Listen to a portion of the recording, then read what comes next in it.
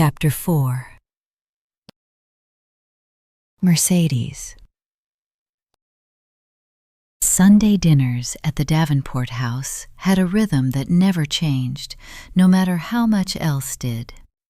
Destiny cooked enough for 8 people, though there were only 3 of them left to eat it, set the table like company was coming, and put on the same Erykah Badu record she'd been playing since before Mercedes was born. "Set the good plates," her mother said, not looking up from the stove.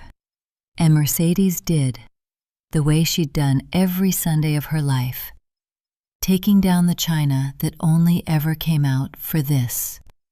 No holiday, no occasion, just Sunday, just the 3 of them. Like the ritual itself was the occasion. Destiny Davenport was 49 years old and carried herself like a woman who had decided a long time ago that softness was not the same thing as weakness, no matter what the rest of the house believed. She was the only person Mercedes had ever seen put a hand on Willie D's chest and make him exhale. "Where's your father?" Destiny asked. "On the phone. Business." Her mother made a small sound, not quite a sigh, the particular sound of a woman who had spent 30 years married to a man's business and had made her peace with it the only way peace was available, by carving out rooms in the house, in the week, in her own chest, where that business simply wasn't allowed to follow. "Well, business can wait for dinner, same as it's waited every other Sunday," Destiny said, and raised her voice just enough to carry down the hall. "Willie D, food's getting cold." He came, same as he always did when she called him that way. Full name, church mother voice. Like some part of him had never stopped being a young man a little afraid of disappointing this particular woman. They sat. They ate. Destiny asked about Mercedes' week the way she always did, and Mercedes gave her the edited version, same as always. Ms. Odessa's, the ledger she'd walked back for Reggie.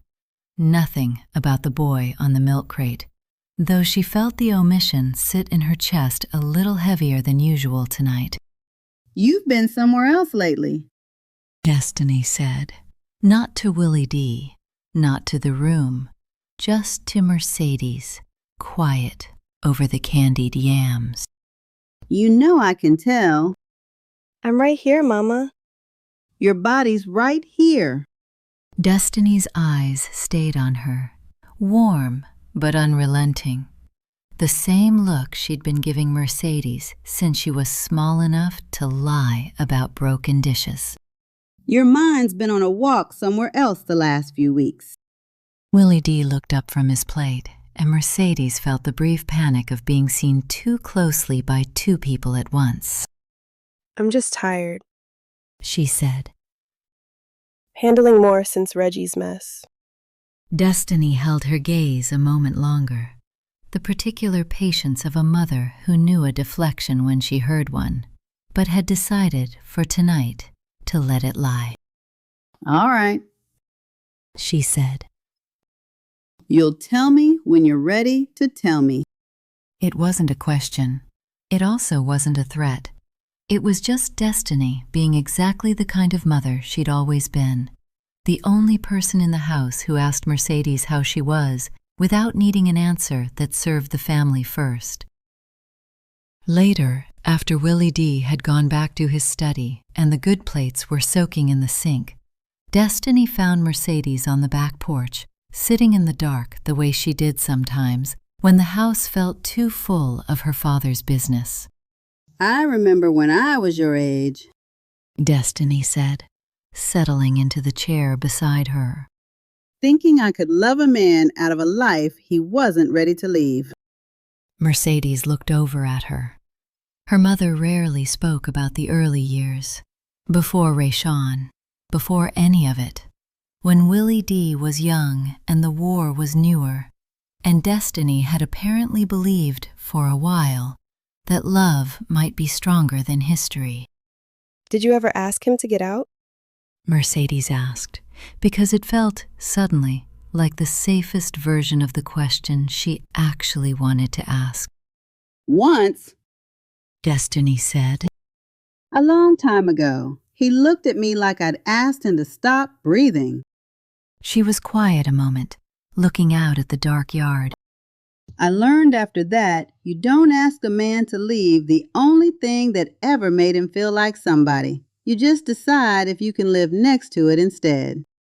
And you decided you could. I decided I loved him more than I hated what he was in. Destiny said. That's different from being at peace with it. Some days I'm not. Most days I am. She reached over and took Mercedes' hand, the way she'd done since Mercedes was a child, scared of storms. Whatever's sitting on you right now, baby, I hope it's something you can live next to. I hope it's not something you have to choose between. Mercedes didn't answer. She let her mother hold her hand in the dark, the Erykah Badu record still faintly audible through the screen door, and thought that her mother, without knowing a single true thing about Neef, had somehow asked her the only question that mattered. Neef. 2 miles east, Neef sat on his bedroom floor with his laptop open and the door locked, half listening to Lil Chris go on about somebody's cousin's party this weekend, half somewhere else entirely. You even listening to me? Chris asked through the phone speaker. I'm listening. You keep doing that thing where you say, but your voice sound like you thinking about something else. Neef looked at the code on his screen, then, without deciding to, at his phone, where Mercedes's number sat saved under a fake name, Marcus, 5th Street, something harmless enough to survive a glance from Chris or his father, 3 weeks old now, unused, untouched, waiting for a courage he hadn't built yet. I'm good, Chris. He said. Just tired. That's the second time this week you said that. Chris said, and there was something almost gentle underneath the teasing, the particular attentiveness of a friend who noticed more than he let on. You know you can tell me anything, right? Whatever it is. Neef felt the words rise in his throat. There's a girl, and swallow themselves back down before they reached his mouth, the way they had every time so far. I know. He said instead. It's nothing, man. For real. Chris let it go, the same way he always let things go when pushing wasn't worth the friendship yet, and moved on to talking about the party. And Neef sat listening with half his mind, the other half circling a name he still hadn't said out loud to a single living person. End of chapter 4.